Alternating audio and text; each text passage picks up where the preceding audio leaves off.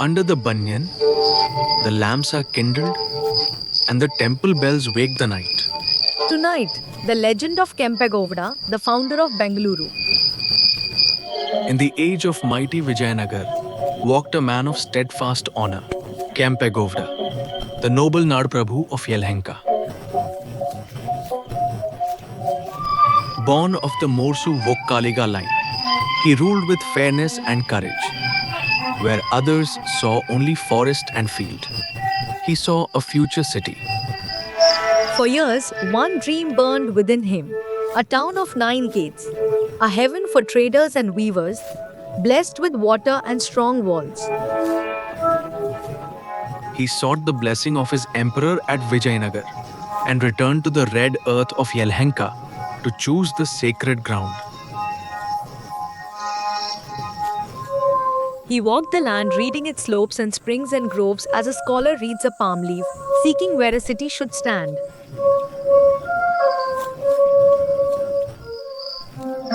Then came the omen. Upon this ground, a humble hare turned and chased a hound. Such courage marked the earth as heroic soil. Rejoicing at the sign, he called for the rite of founding and yoked a garlanded pair of white bullocks to a wooden plough.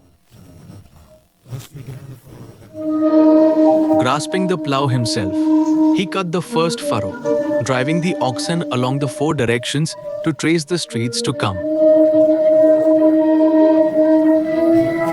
Where the furrows crossed, he marked the city's heart and laid to great avenues, Doddapate one way and Chikpate the other.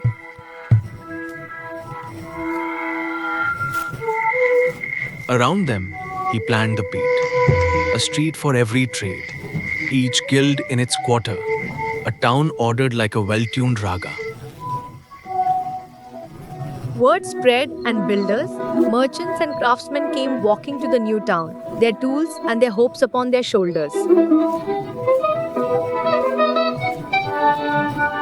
But to build is to be tested. Doubt rose like a shadow. The labor was great, and this high red land held far too little water. The wells ran shallow, and the fields cracked in the sun. Without water, the doubters warned, no town could ever endure here. Then Kempegovda rose before them. His shadow loomed tall to the beat of the mridangam. Take heart, he cried, and rallied his people back to their work. At his command, they dug the great lakes, Dharmambudhi, Sampangi and Kempapura, to catch the monsoon and hold water through the dry months. Stone by stone, they raised the round mud fort and set within its wall the 9 gates that welcomed the friend and barred the foe. The old tale tells that even sacrifice was offered, so the waters would hold. Such was the devotion of a believing people. And as the ramparts climbed, at the 4 corners of his boundary, he raised 4 towers of stone to watch over the growing town. In the golden lamplight, the city rises. 4 watchtowers stand upon the hills, marking how far Bengaluru would one day grow. The peat comes alive, weavers and goldsmiths, the cries of traders, carts of grain and garlands, where once there was only field. The lakes shimmer full in silver, gardens bloom along their banks, and the lamps of 1,000 homes glitter upon the water.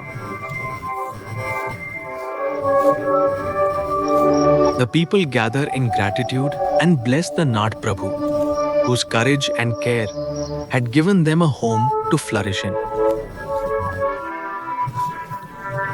The centuries turned, and the little Pete became a great city of gardens and light, still remembering the founder's first furrow. So the elder ends the tale. A city is built not by stone, but by vision and selfless service. Remember Kempegovda.